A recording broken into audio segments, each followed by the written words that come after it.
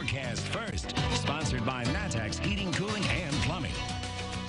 Satellite radar picture tonight showing an increase in cloud cover. Not so much rain yet, but just out to our west. Look at the green starting to show up across Missouri. Rain is going to get in here overnight and into early tomorrow, and it's going to be a wet Thursday. It's also going to be a very windy Thursday as well. We're just slowly starting to see the winds begin to pick up a little bit more. 13 in Springfield and in Jacksonville, but we're going to triple those numbers by tomorrow.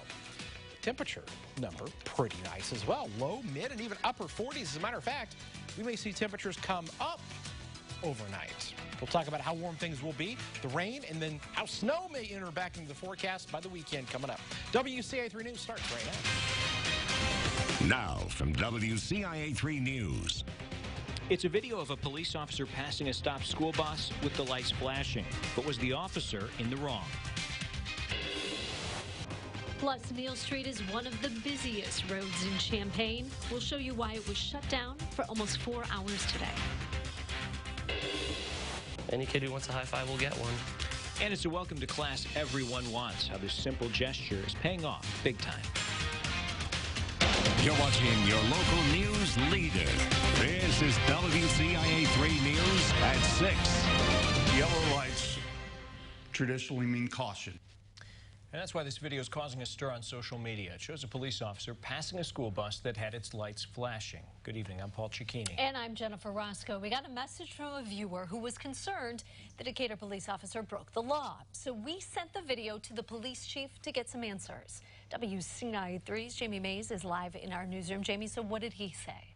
He said he hadn't seen the video until I sent it to him. He reviewed it, contacted the bus service, and ultimately decided no law was broken. This is the video that has some Decatur parents talking about student safety. It shows a Decatur police vehicle passing a school bus as it's coming to a stop at an intersection. People want to know, was the officer in the wrong? We talked with the director of transportation at a nearby school district, Argenta Orienta. He went over some basics of bus safety. When you are traveling behind a school bus and the yellow lights at the top are flashing, that's indicating that the bus is slowing down and preparing to stop to load or unload children. At that point, people should slow down. When the bus comes to a complete stop and opens the door, the red lights begin flashing and the stop arm comes out. It is at that point that you should not pass the school bus because kids are actually being let off the bus or they're boarding on the bus. Decatur Police Department says based on the video, the stop arm, crossing arm, and red lights did not come on until the officer had passed the front of the bus. They say this officer didn't break the law, but they want people in the community to continue speaking up in order to make the city better. I reached out to the bus company for comments. They have not gotten back to me yet. Live in the newsroom, Jamie Mays, WCIA 3, your local news leader. Jamie, thank you. Next year, fines for illegally passing a school bus will double. First-time offenders will be fined $300 instead of $150. If it happens again, you could pay $1,000. A two-car crash shut down a section of one of Champaign's busiest roads this morning. It happened at South Neal Street and Stadium Drive. That's the same intersection where Hessel Boulevard connects to Neal. Police say a man bumped into another car several times. He then veered and hit a traffic pole and knocked it down. It blocked off part of Neal for 4 hours. The driver was seriously hurt. We have some new information tonight. A teenager who died after her car crashed into Lake Decatur was drunk. At a coroner's inquest this morning, it was revealed 18-year-old Tabitha Pratt died as a result of drowning and blunt injuries after crashing her car into the lake. The coroner says she had a blood alcohol level 2.5 times the legal limit. We have a follow-up from DeWitt County. People are calling for leaders in the Clinton School District to do more about mental health. This comes after 10-year-old Rosie Osorio was found unresponsive in a home on East Macon Street Friday. The DeWitt County coroner pronounced the 5th grader dead an hour later. WCIA 3's Karina Rubio is with us now. Karina, the coroner says there were no signs of foul play. Jennifer, at this point, we still don't know how she died. I spoke with the coroner. He cannot confirm an official cause of death until test results come back. Here's what we do know. 5th grader Rosie Osorio's death sparked a petition going around on social media. A woman who shared it says the girl's death feels like a tipping point. It calls for the Clinton School District to do a better job addressing mental health issues and suicide prevention. There has to be a solution somewhere. Somewhere we have to find common ground. Somewhere faculty and family need to meet up and find common ground to make this better.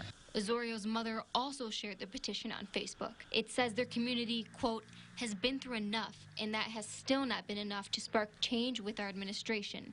School district officials met to address the concerns this week. The Clinton High School principal says it's something they know they need to do something about. He says that it's been an issue that they've been facing for years, and they know they need to try and attack that.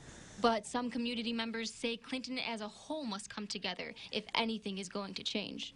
We all need to do something. We all need to play our part, whatever part that may be, to make this a better place. The petition was created just yesterday. It already has over 900 signatures. Jennifer. Obviously, people in that community care about this. All right, thank you.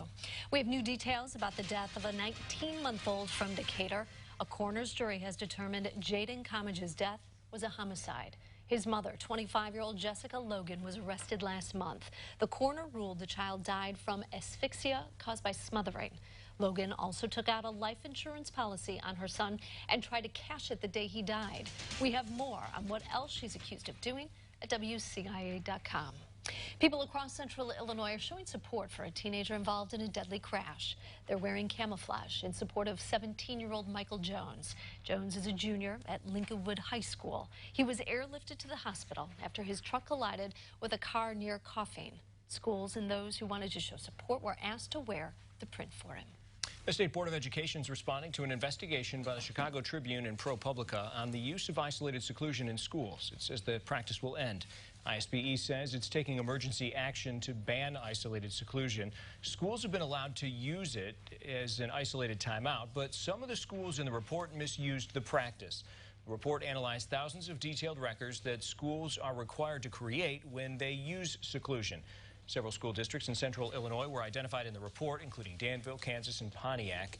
This child from Danville that you see right now was put in one of those rooms. You'll hear from his mother tonight at 10. The quest is on to bring back the state boys basketball tournament. Who is already set to show them the money? Also tonight. Good morning, Alea. It's amazing what a simple gesture can do. How one teacher's welcome has his kids wanting to go to school. And it's been a warmer day across central Illinois. As a matter of fact, the temperatures today making it back to near and just above average. How about that? After a cool 26-degree start, we made it to 51. Coming back, rainy Thursday. We'll talk about how things cool down again.